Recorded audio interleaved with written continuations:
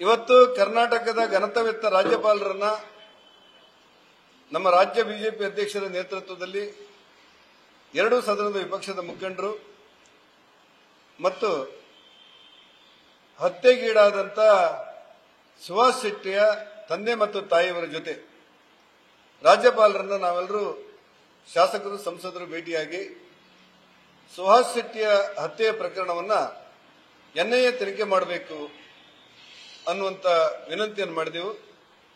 ರಾಜ್ಯ ಸರ್ಕಾರಕ್ಕೆ ನೀವು ಸೂಚನೆ ಕೊಟ್ಟು ಎನ್ಐಎ ತನಿಖೆಗೆ ಶಿಫಾರಸು ಮಾಡಬೇಕು ಅನ್ನುವಂತ ಮನವಿಯನ್ನ ರಾಜ್ಯಪಾಲರಿಗೆ ಮಾಡಿದೆವು. ಹಾಗೆ ಮಾಡುವಾಗ ಮೂರು ವಿಚಾರಗಳನ್ನು ನಾವು ರಾಜ್ಯಪಾಲರ ಗಮನಕ್ಕೆ ತಂದಿದ್ದೆವು. ಮೊದಲನೇದಾಗಿ ಇದು ಕರ್ನಾಟಕವನ್ನು ಹೊರತುಪಡಿಸಿ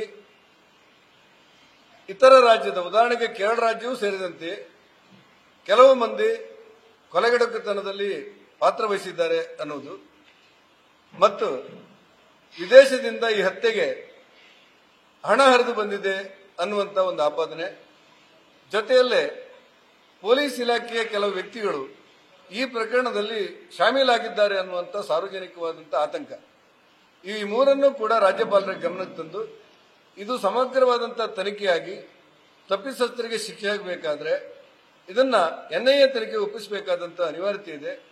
ಆ ಹಿನ್ನೆಲೆಯಲ್ಲಿ ತಾವು ರಾಜ್ಯ ಸರ್ಕಾರಕ್ಕೆ ಸೂಚನೆ ಕೊಟ್ಟು ತಕ್ಷಣ ಇದನ್ನ ಕೇಂದ್ರ ಸರ್ಕಾರದ ಎನ್ಐಎ ತನಿಖೆಗೆ ಒಪ್ಪಿಸಲಿಕ್ಕೆ ಸಹಮತವನ್ನು ವ್ಯಕ್ತಪಡಿಸಲಿಕ್ಕೆ ಶಿಫಾರಸು ಮಾಡಲಿಕ್ಕೆ ಸೂಚನೆ ಕೊಡಬೇಕು ಅನ್ನುವಂಥ ವಿನಂತಿಯನ್ನು ನಾವು ಮಾಡಿದೆವು.